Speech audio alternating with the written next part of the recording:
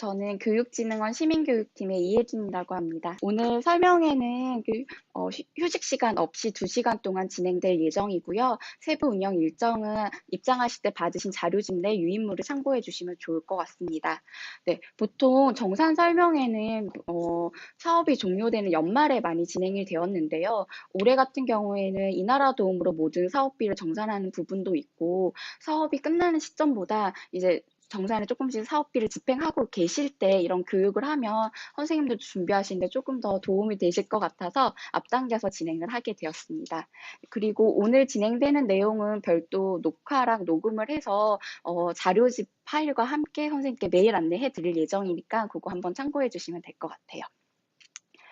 오늘 설명의 내용은 크게 4가지 있는데 전반적인 진행은 올해 올해 꿈다락 토요문학교 회계검증을 맡은 조은 회계법인의 주진환 회계사님이 진행을 해주실 거고요.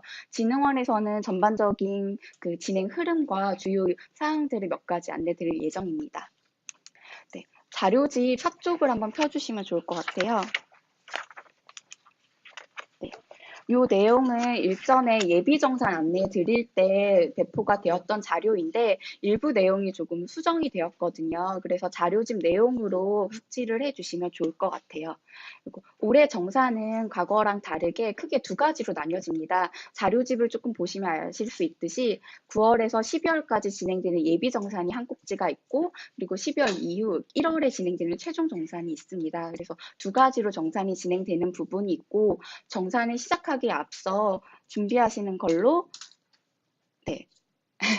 검증기관 등록을 이 나라 도움에 해주셔야 되는 절차가 있고 그리고 앞서 나갔던 자료에는 회계검사 수수료를 입금하는 것도 9월 14일까지 안내가 되었는데 회계검사 수수료는 추후에 별도로 한 번 더 안내를 드릴 거예요. 그래서 언제까지 입금을 해야 되는지와 어떤 방법으로 해야 되는지 그리고 입금 금액에 대해서 별도 안내를 할 예정이니 그거는 참고해 주시면 좋을 것 같습니다.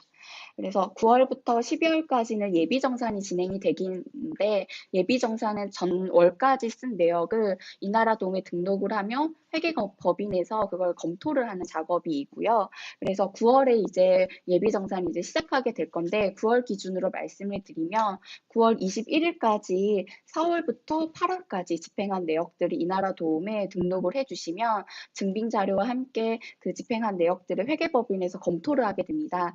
검토를 하게 나서 예를 들어서 증빙 자료가 좀 부족한 게 있다든지 예산 집행 기준에 맞지 않는 그 집행건이 있다든지 그리고 제출해 주신 자료 중에서 일부 내용은 그 집행의 근거를 확인하기 어려우면 별도 추가 자료를 회계법인에서 요청을 할 수 있고 이런 것들을 보완 자료라고 해서 이 나라 도움에 추가적으로 등록해 주는 게 있습니다. 그래서 과거 같은 경우는 회계법인에서 선생님들께 전화를 하거나 이메일로 연락을 했다면 요건들은 모두 다 이 나라 도움으로 진행이 될 예정이에요. 그래서 회계법인에서 검토 의견도 이 나라 도움을 통해서 선생님께 전달할 예정이고 선생님들도 보완 사항을 이 나라 도움의 파일 첨부 형태로 해주시고 보완이 완료되었다는 것도 이 나라 도움을 통해서 결과를 전달하게 됩니다.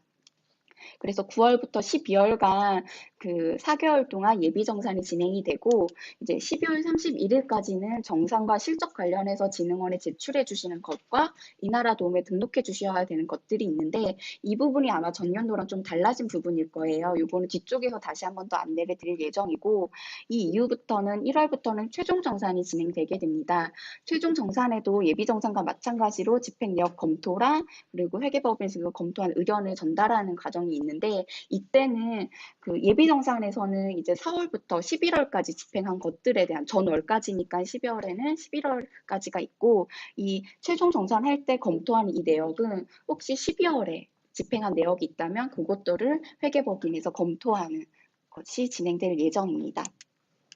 그래서 회계법인과 보완 자료나 이런 것들이 검토가 완료가 되면 단체 선생님들께서는 진흥원이나 협회 담당자에게 정산이 완료되었다라는 것을 얘기를 하고 이것을 완료됐다는 처리를 이 나라 도움을 통해서 진흥원과 단체에서 해주고요. 그 다음에 이제 정산 실적 보고 서를 작성하게끔 되어 있습니다. 이건 이나라 도움을 통해서 진행하는 부분인데 이때 정산 보고서를 작성할 때 일전에 선생님들 공모 신청해 주실 때랑 그리고 교부 신청해 주실 때 다 이나라 도움 사용하셨잖아요. 그런 메뉴처럼 정산 보고서도 각각의 탭에 그 내용들을 기입하는 것들이 있어요. 그것들을 기입을 1차적으로 해주시고 그리고 이거는 회계법인에서 이나라 도움에 통해서 선생님들 사업비를 검토를 한 내역을 일부 들어가야 되는 게 있어요. 그래서 진흥원이나 협회에 바로 제출할 수 없고 회계법인의 검토 의견이 포함된 것으로 제출해 주셔야 되는 부분이 있어요. 그래서 회계법인에 검증 요청을 해야 되고 회계법인은 요청을 한 것 접수해서 결과를 등록하신 다음 최종적으로 이나라 도움을 통해서 제출을 해주시는 게 필요합니다. 그렇게 하면 그 진흥원이나 협회 담당자는 제출하신 내역들을 확인하고 정상 결과를 확인하게 되는데요. 이랬을 때 선생님들의 집행 금액이 얼마인지, 잔액이 얼마인지, 이자액이 얼마인지를 확인하면서 반납이랑 정상 결과에 대한 공문을 보내게 됩니다. 그럼 선생님들은 그것을 토대로 이나라 도움을 통해서 잔액과 이자액 등을 반납해 주시면 됩니다. 그리고 반납을 다 하신 다음에 저희 쪽으로는 최종적으로 공문으로 정산 실적 보고서와 반납했다라는 결과를 보내주시면 이제 정산이 완료되는 절차입니다. 그래서 과거랑 다르게 공문을 제출한 시기가 조금 다르고 이나라 도움을 하는 것들이 이나라 도움도 하고 공문으로 제출해야 되는 것들이 있어서 조금 헷갈릴 수 있는데 이 순서에 따라서 진행을 해주시면 되고요. 이게 기간별로 검토한 내역에 따라서 어떤 기간은 12월에 집행한 것이 없으면 예비 정산으로만 해서 바로 1월부터 정산 실적 보고서를 쓸 수도 있을 것 같고요. 어떤 기간은 검토할 게 조금 지연돼서 뭐 1월 둘째 주부터 정산 실적 보고서를 쓸 수 있을 것 같아요. 그렇지만 모든 사업비 반납과 공문 제출하는 거는 1월 31일까지 해서 저희 정산은 내년도 1월 31일에는 끝낼 수 있도록 해주시면 될 것 같습니다. 그래서 관련해서 조금 더 안내해 드리려고 하는데요. 9월부터 12월까지 예비정산을 진행하게 되는데 예비정산을 진행하게 된 거는 과거에는 회계법인의 사업이 다 종료된 이후에 관련된 자료를 제출하고 그때부터 검토를 하게 되는데 이제 이나라 도움을 사용하면서부터 사업비 집행을 하신 내역들을 이나라 도움에 선생님들이 매달 지금 입력을 하고 계시잖아요. 사업비 집행한 건에 대해서. 그리고 파일 첨부 형태로 그 증빙 자료를 업로드하고 있기 때문에 회계법인에서 사전에 이 자료들을 검토할 수 있는 시간이 과거 대비 생긴 거예요. 그래서 예비정산을 진행하게 됐는데 이것들이 저희가 그리고 진흥원이 그리고 회계법인이 선생님들 사업비 잘 쓰고 있는지 감시하려고 하는 건 아니고 불인정 내역이 있다고 하면 사전에 좀 확인을 해보고 예방하려고 하고요. 그리고 12월까지 계속 자료를 잘못 준비하고 계시다가 회계법인에서 얘기해서 1월 말에 하는 것보다 처음부터 제대로 잘 아시고 수정할 수 있게끔 하기 위해서 예비정산을 진행한다는 것으로 이해를 해주시면 될 것 같아요. 그리고 진행 내용을 보시다시피 운영단체가 해주셔야 되는 거, 회계법인이 해주셔야 되는 거, 운영단체, 회계법인 이렇게 순서가 왔다 갔다 하는 주고받는 형태인데요. 이 내용도 일전에 교부 신청해 주셨던 것처럼 회계법인에서도 해주셔야 되고 선생님들도 해주셔야 되는 부분이 있어서 요거는 상호 잘 이렇게 진행되어야 할 필요가 있을 것 같아요. 그래서 저희가 예비정산 안내 드리면서 9월과 10월, 11월, 12월 예비정산 할 때 언제까지는 그 전월에 집행한 것을 등록해 달라는 기한을 안내 드린 바 있어요. 그래서 9월 예비정산 같은 경우에는 4월부터 8월까지 집행하신 거를 9월 21일까지 집행 등록 요청을 드렸는데 사실 그 이후에도 회계법인이 검토하고 조금 미흡한 자료나 보완 사항은 보완 요청해 달라고 얘기를 할 테니 그때 첨부해서도 괜찮긴 한데 일단 조금 더 수월하게 진행을 하기 위해서는 그 기한 내에 좀 가급적 해주시는 게 좋을 것 같고 그 옆쪽에 보면 보완 요청 후 일주일 내 보완 권장이라고 되어 있어요. 여기 계시는 선생님들 대부분 이 사업만 하시는 것도 아니시고 다양한 사업도 하고 계시고 매일매일 사무실에 출근해서 행정 업무를 하시는 분들이 아니셔서 이게 그때그때 보완을 하시기는 어려우실 것 같아요. 하지만 토요문학교가 대부분 일주일에 한 번 진행이 되잖아요. 그래서 매주 토요일은 이나라 도움에 한번 들어가셔서 회계법인의 보완 사항이 있으면 보완을 해주시는 그 일정으로 좀 진행을 해주시면 좋을 것 같아요. 그리고 이 보완 절차가 진행되지 않으면 이 금액은 추후에 불인정이 될 수 있거든요. 왜냐하면 이건 회계법인에서 보완을 요청한 건인데 보완이 되지 않았기 때문에 이 금액은 인정이 되지 않아요. 그래서 가급적 일주일 이내에는 보완 자료를 업로드해 주시는 게 필요할 것 같아요. 그리고 지금 뒤쪽으로 나가면 회계사님이 어떻게 예산을 집행해야 되는지 그리고 어떤 자료를 업로드해야 되는지를 알려주실 거예요. 그래서 그거에 맞게 준비를 해주시면 되고 또 관련해서 궁금하신 점이 있으면 회계법인 또는 진흥원에 연락 주시면 될 것 같습니다. 그리고 그래서 정산 실적 보고 관련해서는 12월 31일까지 제출해 주셔야 할 게 정산 보고 관련된 부분과 실적 보고 관련된 부분으로 나뉘는데요. 과거 같은 경우에는 정산 실적 보고서 공문으로 그 운영 가이드 양식에 따라 작성하신 다음에 12월 31일까지 진흥원으로 제출해 주시는 게 하나가 있었고 관련된 증빙 서류를 회계법인으로 우편으로 모두 보내는 부분이 있었어요. 근데 이 부분이 이제 온라인화 되면서 진흥원으로는 실적 관련된 내용을 운영 가이드 서식을 활용해서 실적 보고서를 작성해 주시는 게 하나가 있고 두 번째는 사업 진행하면서 발생한 결과물들을 보내주시는 게 하나가 있고 세 번째는 운영 가이드 서식 중에서 정산 관련된 내용 외에 참여자 모집 현황이나 이런 것들이 별도 서식으로 있는 게 있어요. 이런 것들을 이메일로 사업 담당자, 협회 담당자 분들께 31일까지 보내주시면 되고요. 그리고 간혹 결과물 중에 책을 제작하시는 곳들이 많을 거예요. 이런 것들은 이메일로 제출하기 어려운 것들인데 그런 것들은 우편으로 제출해 주시면 될 것 같아요. 그래서 실적 관련해서는 요 세 가지를 진흥원과 협회 담당자에게 이메일 우편 제출해 주시면 되고 정산 관련해서는 별도 정산 보고서를 작성하지 않고요. 앞서 보신 것처럼 추진 회계 검증을 하는 절차 내에서 이나라 도움에서 등록하는 부분이 있기 때문에 12월 31일에는 사업비 집행 등록을 모두 다 해주시고 증빙 자료를 모두 다 업로드 해주시는 게 필요하고 그리고 집행 마감 처리를 해주시는 게 필요합니다. 그래서 별도로 회계법인에 오프라인으로 서류를 제출하실 건 없고 증빙 관련해서 서류를 가지고 계실 거예요. 원본 같은 경우에 그런 것들은 회계법인이 아니라 단체에서 계속 보관을 해주시면 될 것 같습니다. 그리고 지금 사업비 집행 등록을 12월 31일까지 모두 다 하려면 저희가 사업비를 집행할 때 가급적으로는 11월에 모두 다 집행을 해주시면 좋을 것 같아요. 왜냐하면 신용카드를 쓰기 때문에 신용카드는 집행한 걸 그 다음 달에 결제 대금이 나오잖아요.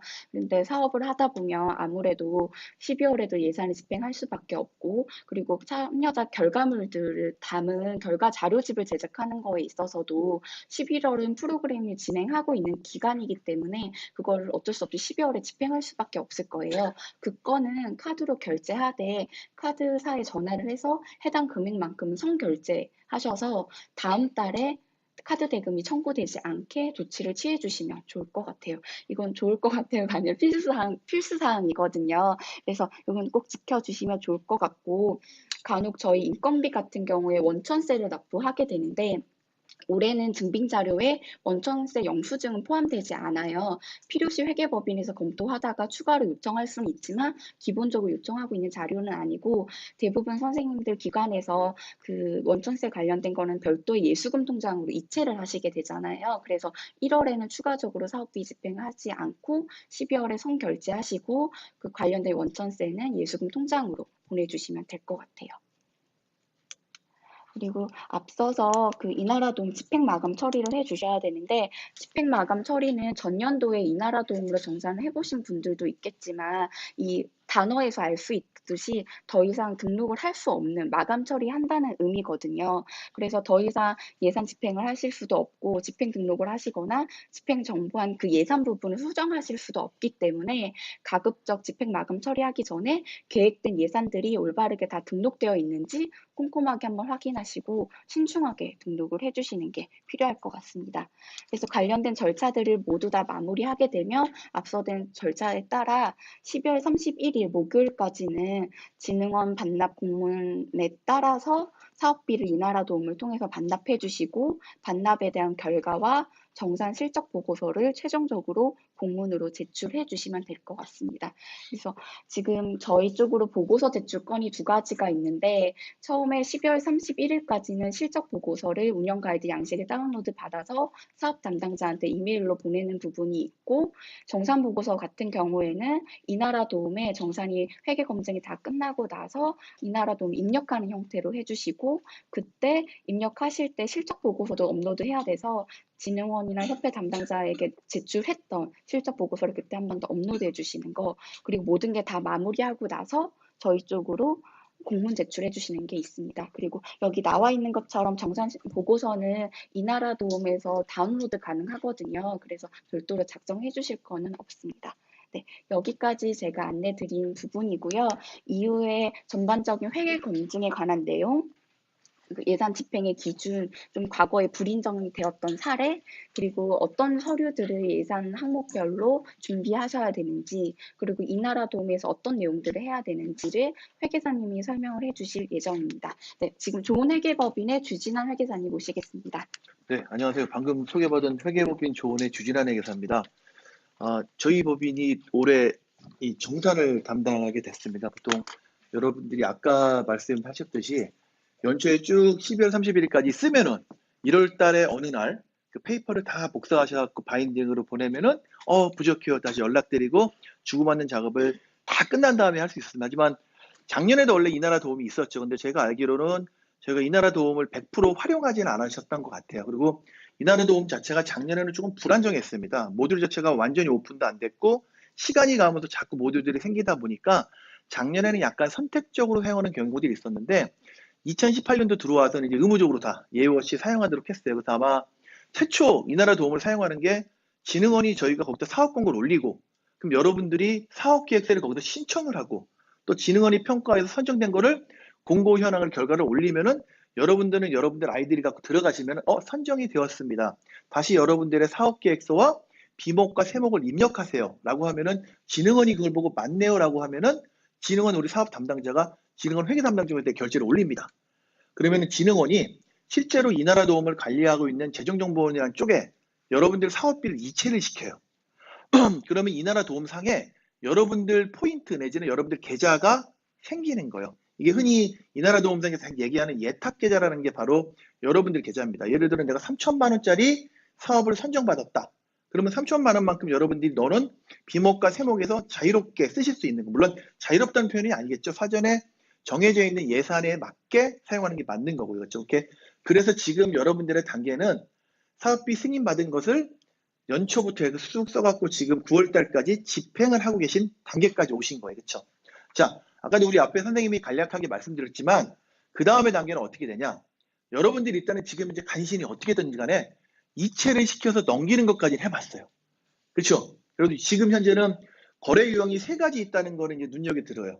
첫 번째는 세금계산서, 두 번째는 카드, 세 번째는 기타 유형 해갖고 이렇게 밖에 있는 보조금 통장을 통해서 나가는 것까지 이제 1, 2, 3의 거래 유형은 아세요. 그렇죠? 자, 근데 아마 이 지침을 다시 한번 보시겠지만 여러분들이 완벽한 증빙 서류들을 올리지는 못했을 거예요. 그렇죠? 그러니까 제가 계속 말씀을 드리는 거지만 뒷부분에 나올 때 지금 저희가 다양한 사업이 같이 섞여 있습니다. 근데 다양한 사업인데 그래도 하는 형태는 비슷해 갖고요. 비목과 세목이 거의 똑같아요. 한두 가지 정도 약간 이름이 틀린 거, 특이하게 명칭이 다른 거, 또는 우리 선생님들이 사업비 예산에 편성하지 않은 세목들이 간혹가다 있습니다. 그러니 우리 선생님들 지금 머릿속에 우리 프로그램, 우리 사업에 대해서 어떤 예산이 어떻게 들어가 있다는 거 머릿속에 다 아실 거예요. 그렇죠? 우리 비목과 세목이 어떤 게 있다. 그런 부분들이 나오시면은 좀 동그라미 치셨다가 맞아. 이 비목을 집행할 때 이러한 서류가 기본적으로 있어야겠구나라는 것들을 꼭 한번 명심해 주셨으면 될 것 같아요. 그래서 선생님들이 오늘 강의를 듣고 하셔서 무엇이냐면은 이런 증빙이 필요하구나라는 것들을 갖고 다시 한번 셀프 리뷰를 하시는 거예요. 지금 8월 말까지 집행하신 것 중에 인건비에 이런 항목이 붙는 게 맞다. 일반 수령비에 이런 항목이 붙는 게 맞다. 강사비를 지출하기 위해서는 어떤 증빙들이 붙는 게 맞구나를 갖고 쭉 한번 검토하셔갖고 이상이 없는지 또는 부족한 서류들을 9월 25일까지 올려주시는 거예요. 그러면 회계법인들이 순서적으로 보게 됩니다. 보조금 반납이라는 게 불인정이라는 게 상당히 무시무시한 행위만 해야지만 반납하신다고 생각하시면 안 돼요. 여러분들 보조금에 관한 법률이나 여러분들의 운영지침 뒤쪽에 보면은 불인정이 되는 사유 중에 하나가 뭐냐면은 서류가 미비할 경우예요. 어떤 세목에 대해서 5가지 서류를 올려야 되는데 5가지 서류 중에 하나를 안 올렸어요. 4가지는 다 올렸는데 그것도 불인정이 됩니다. 그렇죠? 그러니까 여러분들이 8월 말까지 집행하신 건에 대해서 지금 보시는 거에 대해서 꼼꼼히 한 번 더 점검하셔갖고 검토하시기를 부탁드리겠습니다. 네, 첫 번째 보조금 집행 및 관리 준수 사항부터 한번 들어갈게요. 물론 맞죠. 여러분들이 집행하시는 거는 최초의 사업계획서 안에 있는 예산에 있는 것만 집행하셔야 되는 거예요. 그렇죠? 예산에 없는 거는 집행하실 수 없어요. 만약에 그럴 수도 있어요. 저희 비머가 좀 다를 수도 있겠지만 사무용품비를 지급하고 싶었는데 없어요. 계정이. 그걸 강사비에다 밀어넣었어요. 그리고 알파문고 영수증이 붙어있어요. 강사비에. 이건 적정한 집행일까요? 아니에요. 강사비는 예상이 있었지만 그 세목과 어울리지 않은 집행이 됐잖아요. 그렇죠? 그렇기 때문에 그렇게 용도 외에 사용하시면 안 되고요. 당연히 예산서에 있으셔야 되는 거고요. 여러분들이 처음에 예산을 짜실 때는 우리 사업과 관련 있는 예산만 짜셔야 되는 거예요. 그렇죠? 그리고 간혹가다 증빙을 붙이시다 보면 너무 번거로워요 하는 것들이 있을 수도 있어요. 근데 왜 그러느냐? 예산에 있는 거를 집행하신 거는 맞는데 그러한 집행이 실질적으로 일어났는지에 대한 확인이 추가적으로 필요할 수도 있어요. 다행히 저희 사업 같은 경우는 혼자서 진행하는 사업이 아니시고 다수가 같이 진행하는 사업이잖아요. 그래서 아마 웬만한 거래들이 좀 진짜 일어나는 게 맞겠다 싶어서 아마 증빙들이 때로는 좀 더 타이트하지 않은 부분들이 약간 있긴 있는데 아마 어쩔 수 없이 일어나는 이벤트다 보니까 그런 증빙들은 여러분의 좀 편의를 좀 도와드리고 있는 거는 같습니다. 자, 기본적으로 뭐 별도의 계좌 여러분들 오프라인 통장 흔히 말해서 카드가 연결되는 통장을 별도로 만드셨을 거예요. 그래서 아까 제가 앞에 말씀드린 바와 같이 3번째 기타 유형은 항상 여기를 찍고 나가요. 그렇죠? 그렇죠? 이쪽으로만 가 있었기 때문에 그래서 별도의 통장 분명히 만들어져 있고요. 뭐 국가보조금 통합관리 시스템이 이 나라 도움에 지금 절대적으로 개능돼 있고요. 그다음에 보조금 통해 연계된 신용카드가 들어가 있습니다. 그렇죠? 아마 이거는 100% 앞에다 진행이 된 것들이에요. 그렇죠? 이게 진행이 안 됐으면은 여러분들 계좌가 안 터졌겠죠. 자, 주의하실 게 뭐냐면요. 첫 번째 세금 계산서는 늦게 돈을 주더라도 거래처가 야, 나한테 돈을 왜 안 줘? 라고 기다리고는 있어요. 뭐라고 할 수 있겠죠. 세 번째 기타 유형의 거래도 내가 번거로워서 안 옮기면은 받는 사람이 돈 달라고 얘기를 할 수 있어요. 그렇죠? 그럼 여러분들이 그때 주셔도 돼요. 조금 미안하지만. 두 번째, 카드 거래 유형은 어떻게 들어가요? 밖에 있는 오프라인 흔히 말하는 보조금 통장에서 카드 결제일에 카드 쓴 만큼의 금액이 빠져나가야 돼요. 그렇죠? 근데 만약에 거기에 잔액이 없으면 어떻게 해요? 못 빠져나가요. 여러분들 단체 신용에 스크래치가 생기는 거예요. 그렇죠? 연체가 되니까. 그러니까 두 번째 카드 거래 유형도 주기적으로 잘 옮겨 놓으셔야 돼요. 그 통장에 잔액이 없으면 카드 결제가 안 되잖아요. 그렇죠? 그래서 항상 저희가 뒤쪽 가면은 뭐 10일 안에 이 집행을 마감시키라는 얘기들이 있는데 제 생각은 그런 것 같아요. 주마다 정도는 하셔야지 맞지 않을까. 만약에 지금 정도는 프로그램이 본격적으로 들어가시잖아요. 그러니까 아마 뭐 주가 됐든 2주가 됐건 우리 선생님들이 좀 주기를 정하셔갖고 좀 주기적으로 꼼꼼하게 옮기시는 게 중요하다라는 것들을 말씀을 드릴게요. 그래서 신용카드까지 이렇게 발급이 됐다라는 부분들이 있고요. 뭐 공인인증서 오피트 전용카드 등록하는 거 100% 맞습니다. 원래 이 나라 도움상의 결제 단계가 정확히 말하면 2단계가 있는 거예요. 여러분 단체에서도 결제를 올리시는 분이 있고요. 그거를 보고 우리가 운영지침에서 이러이러한 서류를 올리라고 했는데 강사비 주기위해서 이런 서류를 5가지를 잘 올렸나? 라고 상위권자가 승인을 해주시는 거예요. 근데 여러분들 혼자들 거의 다 하고 계시죠. 원래는 어쩔 수 없는데 그렇죠? 그래서 그런 부분들을 검토를 좀 꼼꼼하게 하셔야 된다라는 말씀을 드리고요. 여기 나와 있네요. 뭐 신용카드가 미납됐을 경우 여러분들의 연체 수수료나 또는 여러 가지 신용에 불이익이 갈 수 있으니 꼭 조심하십사라는 부분들을 말씀을 드립니다. 뭐 반드시 계좌 이체 시키는 거 맞고요. 아마 이 나라 도움으로 통해서 여러분들이 별도로 여러분 손에서 운영하시는 통장 안에 잔액이 있는 게 아니기 때문에 현금 인출이 불가해요. 그렇죠? 이 부분들이 아마 그런 부분들 때문에 이 나라 도움에 잔액이 관리가 된 게 있고요. 네, 보조금 사업비 카드 당연히 여러분들이 오프라인에서 보시는 보조금 통장에 연계된 카드가 되어 있습니다. 그렇죠? 그 카드로 당연히 쓰시는 게 맞고요. 그다음에 사업비 연체는 안 된다. 한 번 더 계속 강조를 드리지만 기본적으로 여러분들이 집행하실 때는 앞에 있었던 계획서상에 나와 있는 비목과 세목에 한해서만 집행되는 게 분명히 맞다고 했어요. 내가 썼는데 자기가 보더라도 이 집행하신 게 비목이 세목이 없어요. 억지로 밀어놓으면 안 되는 거예요. 그렇죠? 그 비목과 세목을 신설해서 예산 변경을 하시던 아니면은 그거를 집행하지 말으시던 아마 그렇게 돼야 될 것 같습니다. 그래서 그런 말씀 많이 드려요. 저희 이 프로그램 하면서 딱 보조금 금액만 갖고 운영하시나요? 단체 자부담이나 이런 자체 예산은 포함이 안 되시나요? 혹시 운영하시면서? 절대적으로 그럴 수는 없죠. 100% 보조금만 집행이 됩니까? 아니 매칭은 안 들어오더라도 그러니까 예산을 짤 때 보통 그런 말씀을 드려요. 단체 예산이 조금 소진되는 부분이 있다면은 이왕이면은 보조금으로 편성을 할 때는 이왕이면은 징빙이 편한 금액으로 가라. 그러니까 왜 그러냐면은 가장 징빙이 어려운 것들 있잖아요. 뭐 회의식비 같은 것들, 출장비 같은 것들. 금액은 얼마 집행이 안 되더라도 실제 디테일하게 들어오는 징빙들이 되게 많아요. 그럴 바에는 차라리 다른 프로그램 사업비로 예산을 또 편성시켜서 가시는 게 조금은 더 수월하지 않으실까라는 것들을 간혹가다 말씀드리고요. 뭐 세부적인 예산 집행 지침은 뒷부분에 다시 한번 더 말씀드리겠습니다. 비소모품은 구입이 불가합니다. 비소모품이라고 하면 소모품이 아닌 거죠. 소모품은 뭘까요? 한번 쓰면 없어지는 거예요. 그렇죠? 근데 소모품이 아닌 것은 한번 써도 없어지는 게 아니고 계속 쓸 수 있어요. 그렇죠? 일반적으로 자산이란 개념으로 많이 씁니다. 항상 그 나라의 국고보조금 사업을 할 때는 자산성 물건을 취득하지 말라고 그래요. 그러니까 요번 사업에서 이왕이면 그렇죠. 그러니까 구입하지 말고 이왕이면 빌려 쓰라고 그러고 이왕이면은 사는 것도 막고 하는 것들이 있습니다. 그래서 교육기재자 같은 것도 저희가 뒷부분에 가면은 임차비 항목에서 임차비로 쓰시는 거지 자산으로 취득해서 쓰는 게 아니다라는 부분들이 있고요. 그 다음에 시혜성 물품, 그러니까 시혜성이라는 게 감사의 표현을 한다는 게 시혜성이라는 의미더라고요. 그래서 혹시 강사비를 지급하는 데 있어서 항상 그렇잖아요. 이 정도 단가의 그런 강사님을 못 모시세요. 그쵸? 근데 단가의 테이블이 있기 때문에 어쩔 수가 없잖아요. 한도가 있으니까. 그래서 추가적인 선물을 드린다라는 것들이 저희 사업비에서는 안 된다라는 말씀을 드리는 거고요. 물론 자체 예산에 쓰셔서 드리는 걸 뭐라고 마다 안 합니다. 그렇죠? 추가적으로는. 그리고 뭐 문화상품권 같은 것들이 안 되고요. 아마 그런 것들이 있는 것 같아요. 원칙적으로 우리 프로그램을 수료하면서 수료증을 줄 수 있잖아요.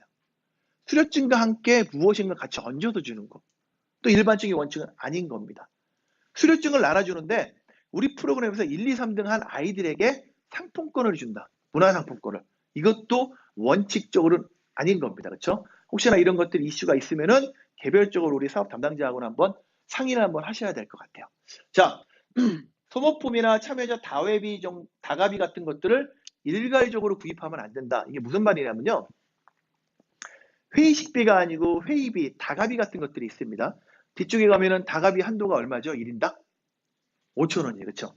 5,000원인데 5,000원이다 보니까 회의를 하면 5명 예산을 잡고 이렇게 하시잖아요. 그리고 25,000원을 구입을 했어요. 근데 보통 다가비에 뭐가 들어가죠? 쿠크다스, 녹차, 커피 믹스 뭐 이런 것들을 들어가지 않나요? 혹시? 이렇게 세팅하는 거 우리 밖에 갔더니 뒤쪽에 있는 것들이에요. 그렇죠? 그런 것들이 들어갑니다. 이제 요 한 번을 하기 위해서 사는 것들은 괜찮은데 구입하기 귀찮으니 어차피 주기적으로 있거든요. 우리 이런 다가와 회의가 5번을 왕창 사요. 녹차 10박스를. 그래서 이제 10번을 계속 한다는 얘기죠. 그리고 어떻게 보면은 일괄적으로 구입하는 게 더 저렴할 수 있다고도 생각이 돼요. 하지만 미리 사서 쟁이지 말라는 얘기입니다. 그렇죠? 그러니까 그때그때 아껴서 나눠서 그때그때 쓰시라는 것들이 그래서 일괄 집행을 하지 말라라는 부분들이고요. 그다음에 단체 사무공간, 교육공간, 전기료, 수도료 등 관리비리 집행이 불가하다. 이게 어떤 부분이냐? 여러분들이 이 사업을 하건 안 하시건 필수적으로 매달 정액적으로 나가는 비용들이에요. 회사의 임대료, 전기료, 통화료, 인터넷, 물가. 물론 사업하시면 전화 조금 더 쓰긴 써요. 그쵸? 진짜 써요 더. 근데 이걸 어떻게 따질 수가 없는 거예요. 그쵸? 그러다 보니 이런 고정적으로 들어가는 사무실을 유지하긴 단체 유지비는 편성이 불가하다라는 말씀을 드리고요. 자, 1인 기준 초과 및 과도한 식비, 다가비 집행이 불가하다. 각 사업별로 운영지침 받으셨잖아요.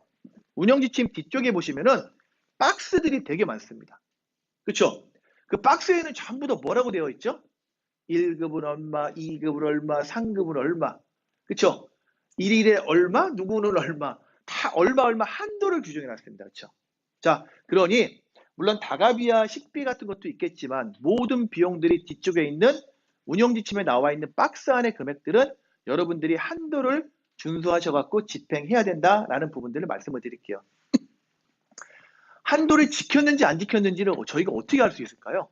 나중에 우리 진흥원 담당자나 회계법인 담당자가 어떻게 알 수 있을까요? 여러분들이 집행하시는 문서 어딘가에 그 내역이 있으셔야 돼요. 그쵸? 1급 강사면 1급 강사에 대한 이력이 있는 게 맞고요. 그 다음에 우리 일용임금을 지출하실 때 매출을 했다라고 하면은 저 어딘가 보면은 우리 서식에 있는 일용임금 대장이 있잖아요. 몇 월 며칠 나왔다는 것들이 있어서 그게 연결고리가 될 수 있는 산식들이 있어야 됩니다. 그렇죠? 그러니까 그런 것들이 추가적으로 붙어야 된다. 자, 대표자 명의의 타 사업체에서 모든 결제 행위 불가. 이게 뭐라고 하냐면요. 세법이나 회계에서 조금 더 유식한 얘기로 하면은 특수 관계자하고 거래를 하지 말라는 얘기예요. 예를 들어 그럴 수 있습니다. 우리 뒤쪽에 보면은 프로그램과 연관이 있으면 렌트할 수 있어요. 우리 단체 단체장이 개인적으로 렌트카 회사를 운영하고 있어요. 우리 렌트를 해요. 그 렌트를 사장한테 빌렸어요. 그러면 계산서의 명의가 대표가 누구로 나오죠? 우리 단체장 이름으로 나오는 거예요. 그렇죠? 이런 거래를 하지 말라는 얘기예요. 근데 그러신 분이 이거 진짜 거래한 거 맞거든요? 맞을 수 있어요. 근데 대부분의 사람들이 짜요. 그렇죠? 첫 번째, 그 거래가 없는 데 있는 것처럼 만들어요. 주고받는 사람이 쉬우니까. 금액을 뻥 튀겨요. 그래서 심지어 어떤 규정들은 우리는 비R&D잖아요. R&D 사업을 하는 데서는 대한민국에 독보적으로 그 사람밖에 없더라도 거래하지 말라고 그래요. 특수관계자만. 그만큼 못 믿는 거래가 되기 때문에. 그래서 이거는 그런 것들이 된다라는 것들입니다. 그래서 서로 직간접적으로 있는 거래끼리는 하지 마시라. 자, 사행성 경비, 자산취득 경비 불가하다. 사행성 경비 그런 것들입니다. 흔히 요즘에는 거의 없죠. 우리 회식을 갔는데 진짜 우리끼리 노래방 불렀어요. 노래방. 그쵸? 그 다음에 회식을 가셨는데, 저희는 그런 경우가 없는 것 같은데, 대학교들 하다 보면 간혹 가다 그런 게 많이 나와요. 피아노, 바이올린, 첼로.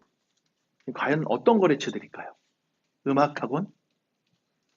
영어 단어 중에요. 간단하고 느낌 좋고 어렵지 않은 것들 있잖아요. 거진 다 빠예요. 그렇죠? 이런 데들 가지 말라는 얘기입니다. 저희 프로그램에는 혹시 그런 건 없을 것 같은데요. 간식비를 구입할 때 요즘엔 치킨집도 좀 주의하셔야 돼요. 요즘 많이 느끼실 거 아마 재작년부터 치킨 가지 말라고 그런 얘기 많이 들으시잖아요. 치킨집을 왜 가지 말라고 했을까요? 옛날에는요.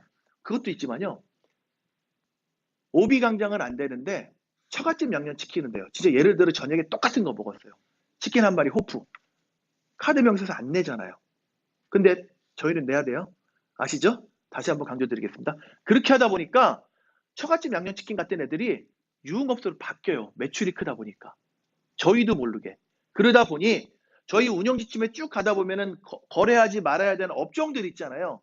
얘 사업자 번호와 유형이 그걸로 뜨는 거예요. 그래서 그거를 하지 말라고 하는 것들이에요. 공공기관에 계신 분들은 식당이 없으면 어떻게 하시는지 알아요?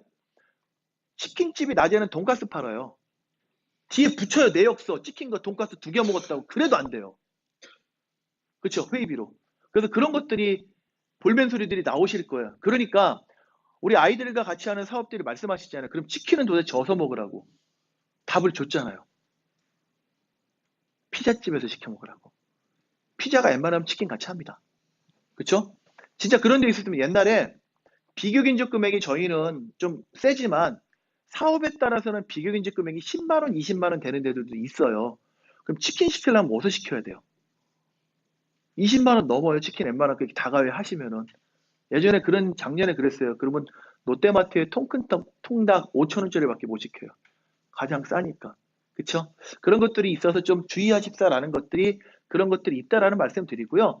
나왔으니까 한 가지 더 말씀을 드릴게요. 요즘 여러분들이 회의하시면은 기본적으로 세팅하는 게 뭐예요? 다가비 할 때 아메리카노 한 잔 깔아놓고 시작하시잖아요. 요즘은 좀 여름이 덜해서 그런데 아마 그러셨을 거예요. 커피도 이왕이면은 여러분들이 아시는 5대 메이커는 좀 피하세요. 꼭 가지 말라는 아닌데 사업비를 거기서 쓰시는 걸로 보면은 방만하게 쓴 걸로 보여요. 그리고 만약에 이벤트성으로 우리 커피 먹으러 다 모아놓으면은 우리 사업 토요문화 줬더니 어디 가서 커피나 먹고 뭐 이렇게 나올 수도 있어요. 그러니 여러분들 지역사에서 연계된 데도 많잖아요. 요즘 그쵸? 커피 바리스타 같은 것들은 셀프 영업도 하고 하니까 그런 데들 이용해 주십사 하는 것들입니다. 이런 얘기들을 다 하냐면은 아껴 쓰라는 얘기예요. 보조금이다 보니까 그쵸? 그러니까 좀 쓰시는 게 힘들고 어렵더라도 또 꼼꼼히 쓰셔야지 또 내년 사업이 연계가 되고 또 규모가 커진다는 것을 다시 한번 말씀드리겠습니다. 그리고 자산 취득은 당연히 안 된다라는 말씀을 다시 한번 드리고요. 자, 사업 계획의 변경입니다. 여러분들이 연초에요. 단연간의 경험이 있으시고 아무리 훌륭하시고 똑똑하신 선생님이시고 예측을 잘하고 찍기를 잘한다 치더라도 연초에 계획하신 계획서대로 12월 30일까지 가기에는 쉽지 않아요. 진짜 12월 때까지 프로그램 진행하시면서 예측하셨던 일정, 시간, 장소 안 변할까요? 물론 그래야 됩니다. 기본적으로 편하시겠죠? 그 다음에 또 하나 시스템이 되니까 참 좋은 게 뭐냐면요. 여러분들 지금 머릿속에 비목과 세목이 있으시죠? 그게 있는 거는 최초의 사업계획서에 들어왔던 예산서예요. 그쵸? 여러분들이 다달이 쓰시는 건 바이 건들이 누적이 돼서 들어가요. 어떤 세목, 어떤 비목에. 그쵸? 작년같이 오프라인을 냈을 때는 뭐가 문제인지 알아요? 세목이 한도 초과가 될 때 세목을 변경시킬 때를 고민하시는 걸 언제쯤 고민하셔야 돼요? 예를 들어 12월 31일까지가 사업 종료 기간인데 우리가 세목 초과가 되면 통보를 해야 되고 비목끼리 바꾸면 진흥원의 승인을 얻어야 되는데 근데 원칙이 사전 통보고 사전 승인이래. 그 다음에 후 집행이래. 그럼 나는 무엇인가 너물랑 말랑 꼴딱꼴딱 할 때를 알고 있어야 될 거 아니에요. 그럼 그런 꼴딱꼴딱 알고 있어야 때가 언제쯤이면 되시는 거예요? 여름휴가 갔다 와서? 추석 전에? 추석 갔다 와서? 아니면 11월쯤에? 언제쯤 하면 될까요? 첫 달에 어긋날 수도 있어요. 특정 세목은. 그쵸? 근데 오프라인 정산이 되고 오프라인 여러분들 관리하실 때는 이게 힘들었어요. 근데 지금은 온라인이잖아요. 시스템이잖아요. 여러분들 집행하시려고 들어가면은 클릭해서 들어 가장 큰 화면에 뭘 볼 수 있어요? 비목, 세목, 집행, 집행률 나오잖아요. 거기에 모셔갖고 집행률이 높은 거는 신경을 쓰셔야 돼요. 얘가 조만간에 쓸 일이 있는데 한도가 이밖에 안 남았네? 딴 애를 봤더니 이 세목은 오히려 생각보다 엄청 안 썼네? 하다 보면 변경을 시켜줘야 될 거 아니에요. 그렇죠? 그런 변경들을 사전에 통보가 될지 그러니까 신청이라는 거는 여러분들이 신청하면 끝난다는 행위가 되는 거고요. 흔히 다른 데 지침에서 말하면 통보격입니다. 그 다음에 승인은 당연히 승인을 받으셔야 되는 거고요. 자, 그래서 어떻게 보면은 신청과 승인이 좀 더 큰 놈들이겠죠. 그렇죠? 자, 비목 안에 세목끼리 바꾸는 거는 괜찮아요. 얘는 통보하시면 돼요. 자, 그리고 보조공사, 특강공사 바꾸는 것도 괜찮으시대요. 근데 주강사, 큰 힘을 쓰시는 메이저의 영향을 미치는 분이 바뀌시면은 이거는 승인 받으셔야 되는 거예요. 그렇죠? 왜? 이분들 때문에 여러분들 사업이 선정되는데 영향 많이 끼쳤어요. 점수를 좋게 받으신 거라고요. 그리고 목간 변경이 요 변경 발생 시 또 하나 비목 간의 변경이 발생 시에는 여러분들이 받으시는 게 분명히 맞습니다. 아마 요거를 뭐 세목을 목을 비목이라고 생각하시면 좀 앞쪽에 있는 부분이라고 생각하시면 될 것 같습니다. 그리고 또 하나 세목 내 변경이잖아요. 그러니까 비목 안에 세목 내잖아요. 있던 게 서로 바꾸는 건 괜찮은데요. 없던 게 생기는 거는 승인입니다. 그쵸? 여러분들 사업과 연관 있는 여부를 따져봐야 되기 때문에 자 이거는 저희는 그래도 약간 여유 있는 것 같아요. 다른 것들은 사업 종료 한 달 전에 막 2달 전에 되게 앞에 타이트해요. 여러분들이 끝나기 2주 전이면 되는 거예요. 그렇죠? 그러니까 이런 부분에 대해서는 꼭 진흥원과 상의하시고요. 제 단연간의 경험상 가장 안타까운 게 뭐냐면은 요거 변경 안 하시고 승인 문서 없잖아요. 이게 마지막에 최종적으로 1월 달에 보통 변경과 승인도 막판에 많이 하세요. 막 11, 12월 달에. 근데 12월 달에 한 거를 회계법인이 어쩔 수 없이 마지막 정산이다 보니까 1월 달에 알게 됐으면은 이거 변경 승인 공문 없는데요 물어보잖아요. 그럼 뭐라고 많이 대답하시는데요? 그때 전화는 했는데 진짜 우리 사업하시는 선생님들과 진흥원 담당자하고 전화 되게 열심히 하세요. 이 내용에 대해서. 검토 다 하고요. 그치요? 네, 맞아요. 금요일날 딱 끝내요, 그 얘기. 월요일날 꼭 공문 주세요. 네, 공문 드릴게요. 그리고 서로 생활로 다시 들어가요. 그리고 언제 생각하느냐? 내년도 1월에 회계법인이 지적할 때. 뭐 진흥원이 어떻게 하겠어요? 담당자가 맡긴 받는데 공문이 없는데, 그렇죠? 그래서 이거는 어찌할 수가 없는 부분인 것 같아요. 그러니까 꼭 이 부분에 신경 쓰셔서 변경이 되신다면은 꼭 체크하시기를 부탁드리고요. 절대 100% 변경 없는 사업 없습니다. 그렇죠? 꼭 신경 쓰시고 여러분들 비목 대비 집행률 같은 거 꼭 보시고요. 근데 다행히 저희 사업이 좀 매달 매주 그냥 차곡차곡 가는 사업이라 좀 특정원에 편중되지 않는 좀 경향은 있는 거는 같지만 그래도 한번 꼭 꼼꼼히 한번 보시기를 부탁을 드리겠습니다. 네, 이제 4번 사업비 예산 집행의 유의사항입니다. 뭐 강사비 등 인건비입니다. 기본적으로 강사비는 뭐 뒤쪽에 있어요. 뭐 1급이 어떻게 되고 2급이 어떻게 되고 3급이 어떻게 되고 이거는 주강사고요. 보조강사가 어떻게 되고 또 특강강사가 어떻게 된다라는 부분들이 있습니다. 그 기간의 선생님들이 월부터 금까지 근무를 하시는 게 일반적이기 때문에 주말에 여는 프로그램이다 보니 선생님들이 적격한 자격이 있으신다면은 주말에 강사를 떼실 수는 있으세요. 그렇죠? 이거를 마다하는 건 아니에요. 하지만 무엇을 보여줘야 되냐?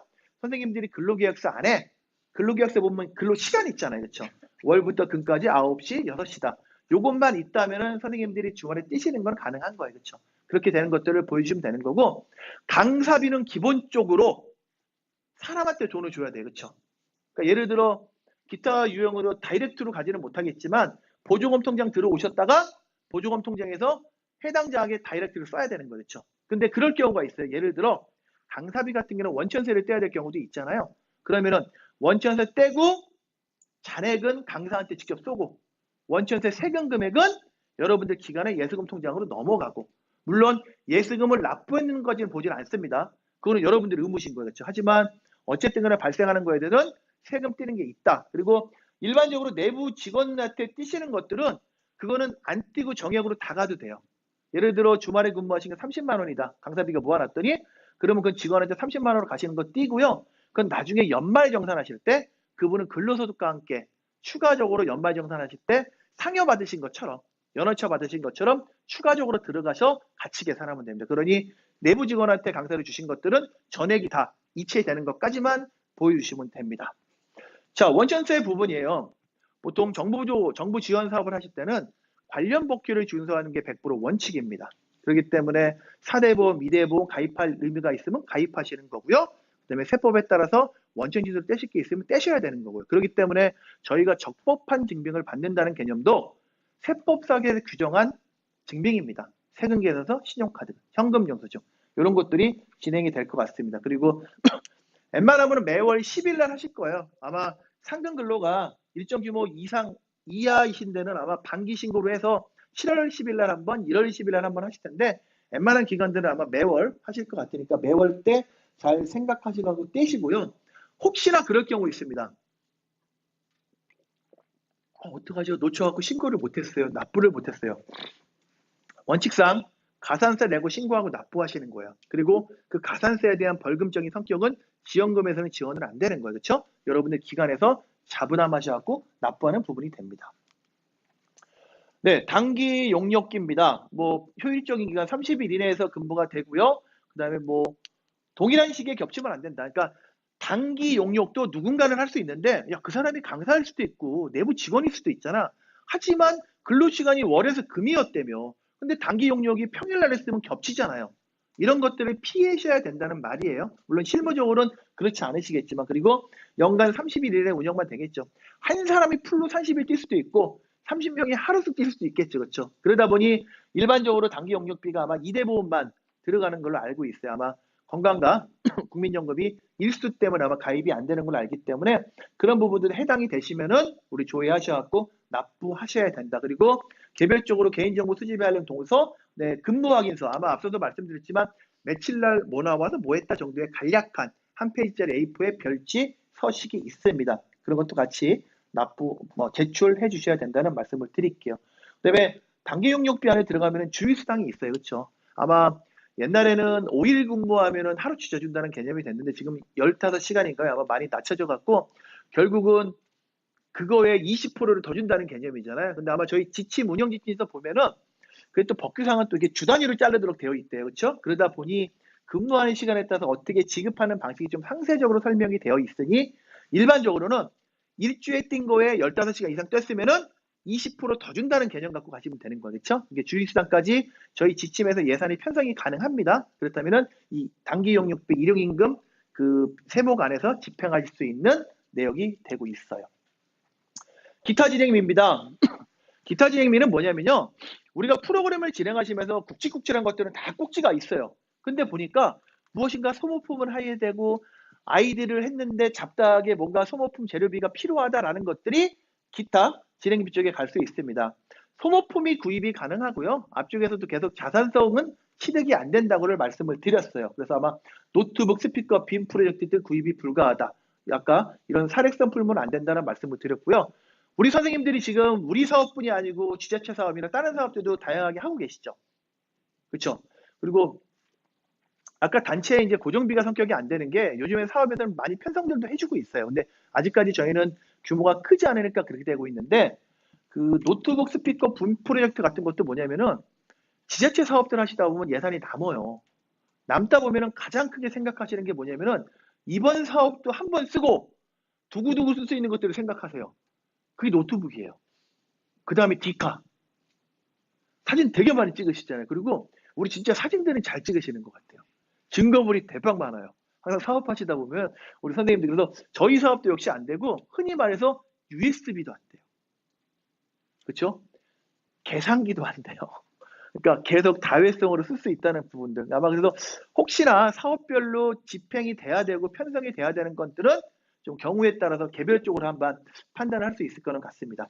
자, 식사비, 다가비 뒤에 분명히 매트릭스 있고요. 이것도 얘기하는 게 뭐냐? 한 끼에 25,000원, 한 번에 5,000원. 그리고 회의를 하셨다면은 뭐 회의식비는 회의록이 있어야 될 거예요. 그렇죠? 누구누구가 참석했는지 있어야 되는 거고요. 회계법인이 볼 때 여러 가지 다양한 것만 증빙만과 금액만 보지 않습니다. 기본적으로 예산에 있는 게 맞는지, 집행의 방식이 계좌이체인지 카드 집행인지, 집행의 시간이 적정한지, 집행의 내용이 적정한지, 뭐 노래방 같으면 안 되잖아요. 그렇죠? 그 다음에 또 하나, 집행의 장소가 적정한지도 봅니다.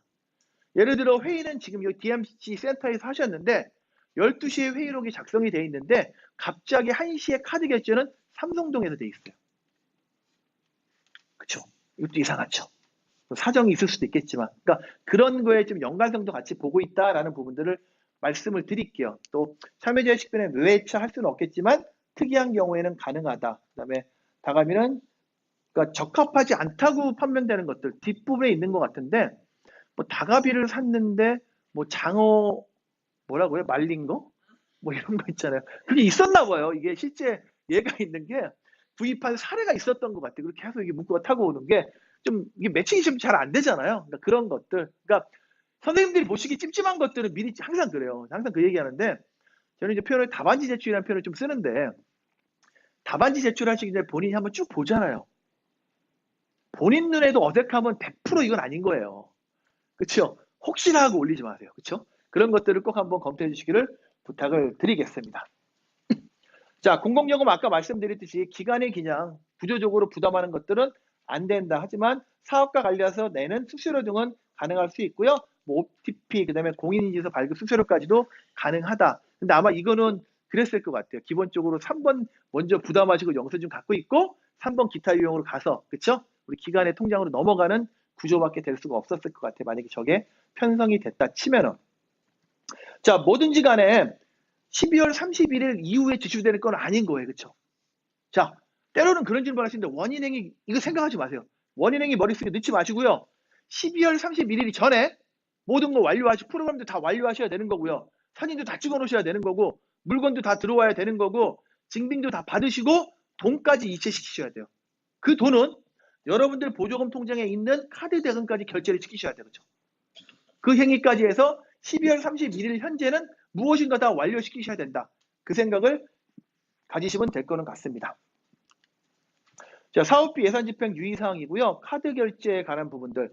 자, 우리 보통 일반적인 사업들이 그냥 여러분들이 지출 결의서나 포미서 상으로 카드를 증빙을 대체하는 경우들도 간혹가다 있어요. 사업들이. 하지만 저희 사업에서는 여러분들이 카드를 쓰시면은 카드의 내역이 뭔지에 대한 디테일이 붙어 있으셔야 돼요.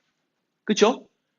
그러니까 가장 좋은 거는 그 내역서에 세부 내역이 있으셔야겠죠. 그리고 요거는 카드뿐이 아닙니다. 세금 계산서도 동일해요. 자, 뭐냐? 여러분들이 세금 계산서에도 보면은 왜 몇 쪽이라는 표현들이 있어요. 그쵸? 보통 세금 계산서가 30개 사면 30개 다 써 있어요. 왜 29종 이렇게 써 있어요. 그러다 보니 여러분들이 습관적으로 세금 계산서는 뒤에 명세서를 붙인다고 생각하세요. 이것도 100% 있어야 돼요. 왜? 여러분들이 사실 30가지 종류가 우리 예산에 있었던 건지 우리 사업과 연관 있는 건지를 하나하나 다 체크해야 되는 것들이에요. 자, 여러분들이 카드로 알파 본부 가서 샀어요. 15가지 문방구를 샀다고 치죠. 빨간색 볼펜, 파란색 볼펜, A4, 차, 지우개. 우리 사업에 연관 있는지를 봐야 되는 거고요. 그 내역이 무엇인지를 봐야 되는 거예요. 그쵸? 저 심지어 발견한 적이 있어요. 알파 문구에서 뭐 많이 파는지 알아요? 어느 공공기관에 갔는데요. 알파 문구에서 규칙적으로 5만원, 10만원, 2만 5천원, 5만원 샀어요. 뭐 샀을까요? 담배예요. 알파 문구 생각보다 담배 같이 파는데 꽤 있어요. 예. 그렇죠. 그래서 내역서들이 필요한 겁니다. 그러니까 선생님들은 생각하지 못하시겠지만 이렇게 악용하시는 분들이 있기 때문에 제도가 좀 타이트해져요. 저는 그런 생각합니다. 이게 이 보조금 사업이라는 게 증빙이 좀 간소화되기는 쉽지는 않은 거는 같아요. 그래도 이게 어쨌든 간에 세금계산도 붙고 계좌이체는 좀 편해졌잖아요. 옛날보다는. 그렇죠? 그런 것들이 있다라는 것들 때문에 있고요. 그 다음에 포인트 적립하지 마십시오. 여러분들 습관적으로 사시면은 그 다음에 포인트 적립하시잖아요. 그런 말 하십니다. 아니 포인트 적립했다고 해서 보조금을 더 쓴 것도 아닌데. 그쵸? 근데 보조금과 관련된 누군가가 혜택을 얻으면 안 되는 거예요. 그렇죠? 그래서 여러분들이 카드 집행하실 때 포인트 집행하지 마시고요. 하지 마시고 그런 것들이 사례가 있었는지는 꼭 한번 다시 한번 검토해 주시길 부탁드리겠습니다. 자, 그리고요. 카드는 무조건 여러분들 보조금 계좌에 연계된 카드만 인정이 가능한 겁니다. 선생님들 개인 카드, 기관에 다른 카드 안 돼요. 절대적으로. 그렇죠?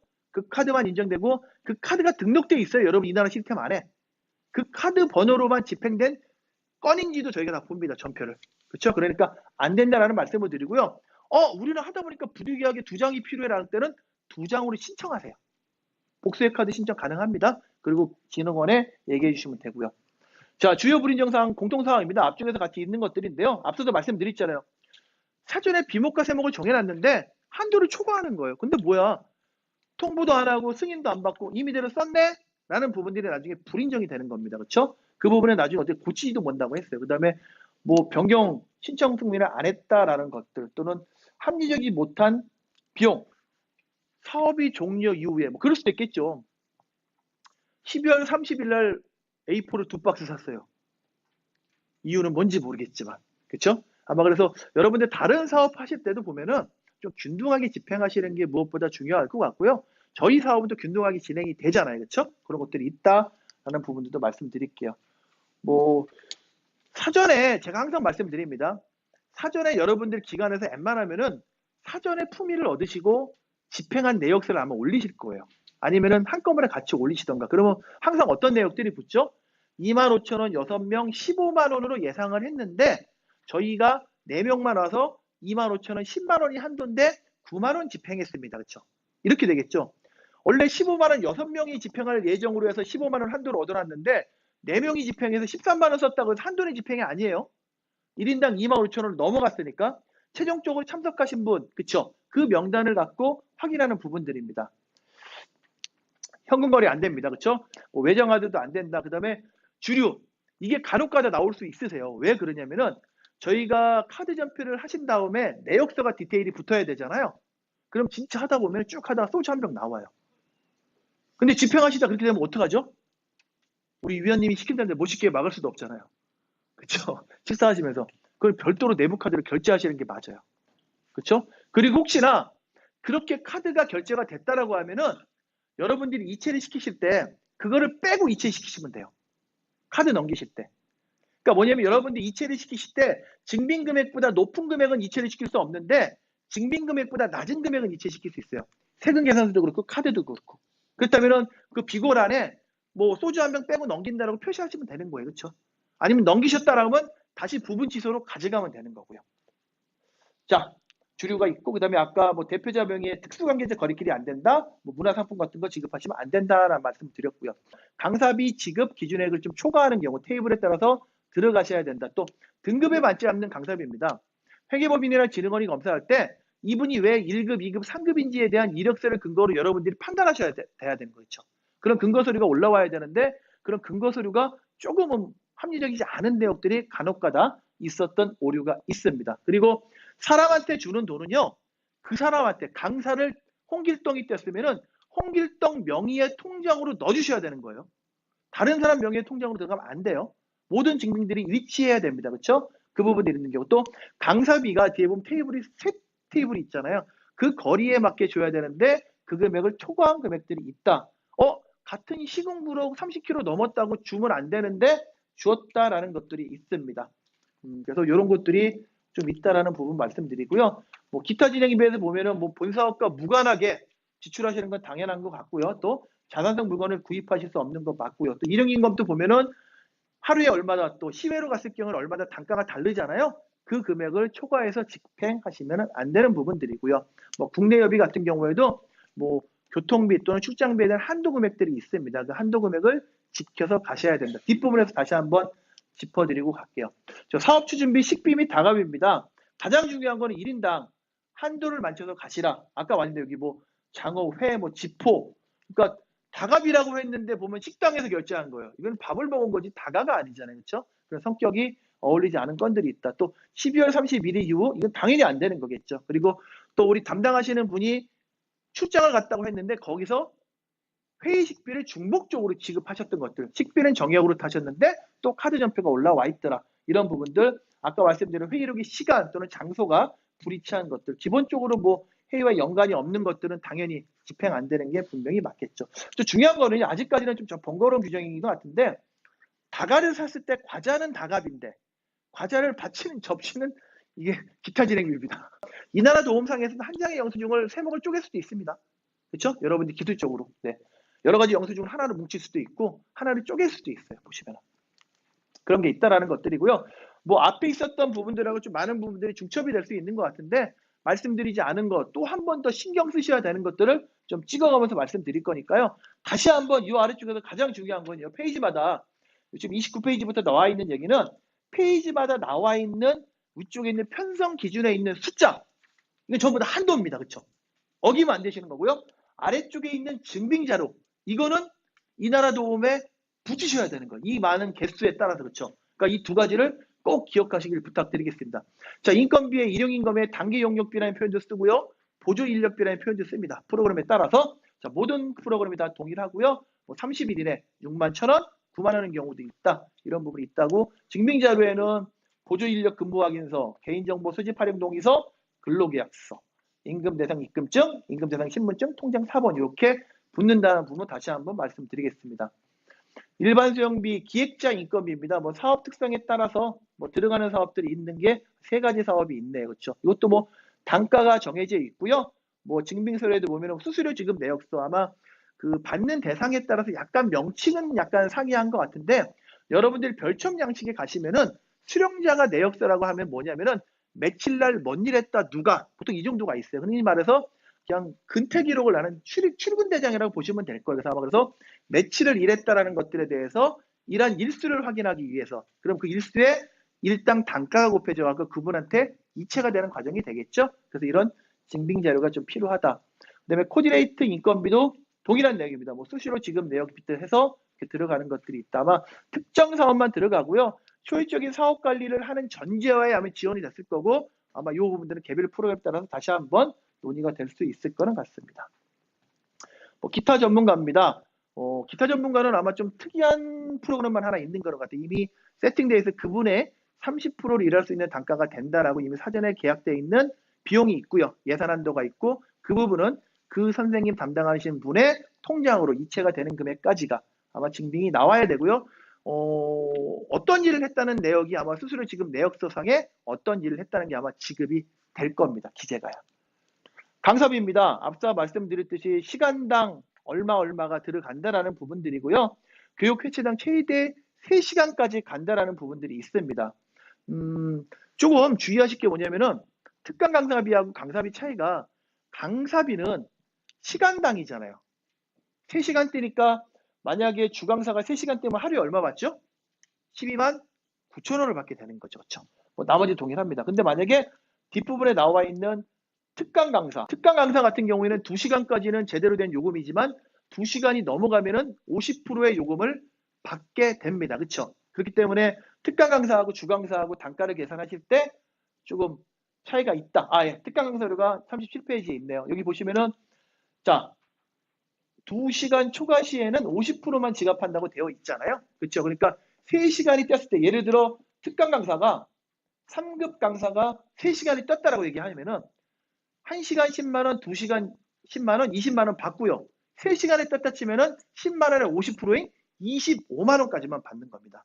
근데 아마 일반적으로 선생님들이 앞쪽에 있는 강사들의 테이블하고 헷갈리시다 보니 3시간을 그대로 곱하는 경향들이 있어요. 그러니까 아마 특강 강사비는 마지막에 50% DC가 된다. 이거를 꼭 기억하셔야 될 것 같습니다. 자, 뭐 오케스트라에 들어가는 강사비도 뭐 동일한 기준 갖고 가고요. 아마 꼬막 작곡가 강사비도 동일한 기준 갖고 가고요. 강사 교통비 하나 말씀드리겠습니다. 강사 교통비는 제주도가 아닌 한 실비 영수증, 제주도만 실비 영수증이 돼요. 그렇죠? 나머지는 교통비가 지원 안 되고, 서울에서 부산을 가더라도 KTX 요금을 주는 게 아니고 서울에서 부산까지 간 왕복에 대한 거리를 띄셔갖고 이거를 계산하셔야 되는 거죠. 그렇죠? 그럼 하나, 왕복한 게 600km인지 어떻게 알 수 있을까요? 여러분들이 다음이 되든 네이버가 되든 출발지에서 도착지까지 왕복된 거리를 출력해 주셔야 돼요. 그걸 근거로 주시는 것들이고, 제가 한번 살펴보니까요, 이렇게 띵 금액이 KTX 왕복 요금은 빠지는 것 같더라고요. 보니까 비슷하게는 좀 정해놓은 것 같아요. 그래서 아마 이렇게 들어와야 된다. 단 주의하실 거는 30km 미만일 때는 지급하는 게 아닌데 30km 이상이 되더라도 같은 시군구 아니면 안 된다. 저희가 판단할 때 같은 시군구라는 거는 여러분이 강의가 열린 장소가 분명히 있고요. 그 강사에 대한 이력서가 있습니다. 주소지가. 그 두 개를 비교하니까 여러분들도 그 두 개를 갖고 비교하셔야 될 것 같습니다. 네, 특강 강사비 나왔었고요. 전문가 활용비도 모든 프레임입니다. 아마 개인한테 주는 부분이기 때문에 이분이 과연 1급, 2급, 3급 어떻게 급수가 결정이 됐는지에 대한 이력서가 필요하고요. 아까 말한 대로 수수료 내역, 이분이 어떤 일을 했는지 별첨에 의한 양식대로 작성해서 제출해 주시면 될 것 같습니다. 뭐 행사 진행비도 동일한 것 같고요. 이거는 뭐 스킵하도록 할게요. 그다음에 심사 및 자문비입니다. 아마 이 부분에 대해서는 결국 2시간 기준하고요. 2시간 이상 했다 안 했다는 여러분들이 자문에 대한 자문 일지 또는 이 스스로 지금 내역서에 나온 시간으로 판단할 수 있을 거는 같아요. 그러니 여러분들이 제출하는 내역서상의 시간과 실제 집행하시는 금액과의 차이가 있는지 없는지 사전에 꼭 확인하시고요. 이 150% 기준, 200% 기준을 꼭 확인하시기 부탁을 드려요. 이게 무조건 곱하기 2배, 곱하기 5배, 2.5배가 아니잖아요. 그러니까 요 내역서를 꼭 한번 보시고 사전에 집행하시기 전에 한도를 맞게 책정하셨는지를 검토하시기를 부탁을 드리겠습니다. 자, 원고료도 동일합니다. 여러분들이 집행하시기 전에 누군가에서 원고료를 받으셨어요. 그럼 책정된 단가는 여기잖아요. 자, 그럼 몇 장인지 치셔야 되는 거예요. 그렇죠? 그럼 여러분들이 제출하시는 어딘가 자료에는 몇 장 곱하기 단가를 해서 이 돈을 넣었다라는 부분들이 나가야 되는 거고요. 기본적으로 원고료 또는 평봉료라는 것들은 3.3% 띄시는 게 맞을 거는 같아요. 원천 징수 부분 한번 말씀드릴게요. 아까 강사가 됐건 누가 됐건 개인한테 지급하는 돈들이 계속 좀 쭉쭉쭉 나오잖아요. 자, 옛날에는요, 작년에는 3.4%냐 4.4%냐 얘기를 했어요. 그렇죠? 근데 올해는 바뀌었잖아요. 3.4%냐 3.3%냐 6.6%냐 둘 중에 하나로 바뀌었습니다. 왜? 기타 소득이라는 게 필요 경비를 80% 인정해 줬는데 이게 10% 다운돼서 70%까지만 인정해 줬어요. 여러분들 생각에는 3.3% 뛴 게 유리할 것 같아요? 6.6% 뛰는 게 유리할 것 같아요? 받는 사람 입장에서. 어떤 게 불리해요? 받는 사람 입장에서. 6.6%가 더 불리한 것 같죠? 열받죠? 근데 뭐냐? 세법에서는 6.6%는요, 70%는 증빙을 제출하지 않은 그냥 빵 사 먹은 걸 인정해줘요. 근데 3.3%짜리는 사업소득이기 때문에 아침에도 강의하고 오늘도 강의하고 오늘도 원고 쓰고 내일도 원고 쓰잖아요. 얘는 모든 것들을 다 합쳐요. 무조건. 그래서 빵 사 먹으면 영수증을 제출해야지 경비를 인정을 해줘요. 그래서 6.6%가 일반적으로 유리는 해요. 받는 사람 입장에서. 자, 3.4%나 6.6%는 여러분들이 일반적으로 전문 강사가 업이면은 뛰시면 됩니다. 저 사람의 본연이 맨날 이거야. 아닌데? 저기 어디 미술관 관장하다가 여기 와서 해주는 건데? 그러면은 그 사람은 자기의 일하는 것 중에 일부분이 기타 등등이 되잖아요. 그래서 기타 소득이 될 수 있는 겁니다. 6.6%가 되는 거예요. 그리고 6.6%를 뜰 때는 하나의 기준이 있잖아요. 뭐죠? 작년 생각하시면 25만 원. 지금 이게 좀 바뀌어갖고요. 16만 6,600원인가 막 그래요. 그럼 뭐냐? 16만 6천 원을 넘을 때는 세금을 떼는 거고 16만 6천 원을 안 넘으면 세금을 안 떼는 거예요. 그럼 16만 6천 원을 부지런히 10번 나눠주면 될까요? 안 떼게? 아닙니다. 원래 실무적으로는요. 말씀드리자면 강사 같은 경우는 정해져 있잖아요. 그분은 처음 1회강부터 10회강까지 정해져 있다면은 15만 원씩 받더라도 매번 뛰는 게 맞아요. 6.6%를. 한 세트를 다 해서 이게 16만 6천 원을 넘으니까. 근데 실무적으로 주강사도 바뀌잖아요. 자주. 그러니 실무적으로 운영하실 때는 한 달간 지급하시는 금액이 그 사람한테 저희 사업을 하면서 다른 사업하고 또 연결하는 건 아니에요. 저희 사업만. 저희 사업을 하시면서 한 사람에 주는 돈이 16만 6천 원이 넘을 경우는 뛰십시오. 자, 또 하나 중요합니다. 뛰고 갖고 있으면 안 돼요. 그렇죠? 뛰고 신고하고 납부해야 돼요. 안 뛰는 건 신고 안 하나요? 안 뛰는 것도 신고는 해야 돼요. 납부는 안 하지만, 그렇죠? 그래서 아마 여러분들이 한 달간 지급하시는 누적 금액으로 지금 왔었던 강사비 3.4%가 아니고 6.6% 하신다면은 3.3%는 무조건 떼도 맞아요. 만 원을 줘도. 6.6%라면은 한 달에 주시는 금액이 16만 6천 원을 넘을 경우는 뛰시는 게 실무상 편하시다. 라는 말씀을 드리겠습니다. 그리고 이런 편성하시는 편성 기준 또는 원고료 또는 보면 번역료 감수료 또는 뒤에 나와 있는 편곡 작곡비 같은 것들은 아래에 있는 테이블이 있고요. 옆에 있는 비고에 보면은 자세한 산출 내역이 나와 있습니다. 이 산출 내역에 따라서 집행하시는 거고요. 여러분들이 집행하신 근거가 얼마를 줬는지에 대한 풀이가 있으셔야 돼요. 예를 들어 이거 막 이렇게 하셨잖아요. 한 사람한테 얼마를 주시면은 47만 650원을 주세요. 막 저희는 도저히 몰라요. 그게 어찌 나왔는지. 그쵸? 원거리도 뭐 세봐도 안 맞아요. 희한하게. 표지부터 하셨는데 어디부터 하셨는지. 그쵸? 그러니까 그런 것들은 여러분들이 왜 주셨는지에 대한 내역들은 꼭 기재해 주시고요. 다시 한번 이 나라 도움을 살펴보시면 그런 것들이 있을 거예요. 이게 좀 느낌이 다르고 뭔가 엉켜 있는데 라는 설명을 해주시고 싶은 게 있잖아요. 여러분들은 굳이 공문까지 안 붙이셔도 돼요. 여러분들이 수기를 써주셔도 돼요. 워드로 하나 붙이신 거는 이 금액과 이 금액이 안 맞는 건 왜 안 맞습니다. 이렇게 쭉 풀어주시면은 저희가 보면서 이해할 수 있잖아요. 그러니까 여러분들만 봐야지 아는 것들에 대한 수수께끼를 좀 기재를 해주세요. 되게 힘들어요. 그리고 출장비 보고서에 보면 분명히 교통비들 내역 다 있잖아요. 안 쓰시고 한 방으로 그냥 썸으로 보내시는 경우도 간혹 나와요. 저희 못 풀어요. 그렇죠? 꼭 부탁드릴게요. 산출 내역에 대해서. 이런 결과물들이 들어가야 된다. 안내 홍보 제작비입니다. 뭐 증빙자료 동일하고요. 우리 사업과 분명히 연관이 있으셔야겠죠. 그 다음에 200만 원 이상의 경우에는 비교 견적서가 2개가 붙어 있어야 된다. 인쇄비도 비교 견적서가 붙어 있어야 된다. 그다음에 회계감사 수수료는 증빙은요. 사업 안내해 드릴 텐데 아마 정해진 금액에 따라서 여러분들 사업자 등록증으로 회계법인이 오게 되면은 회계법인이 여러분들한테 세금계산서를 발행할 겁니다. 발행해 드리면은 그 세금계산서와 그다음에 진흥원이 안내공문이 있을 거예요. 그 안내공문을 같이 이 나라 도움에 붙이시고 회계법인의 계좌로 그냥 싸주시면 돼요. 거기까지 그냥 증빙이 끝입니다. 그렇죠? 회계감사 수수료는.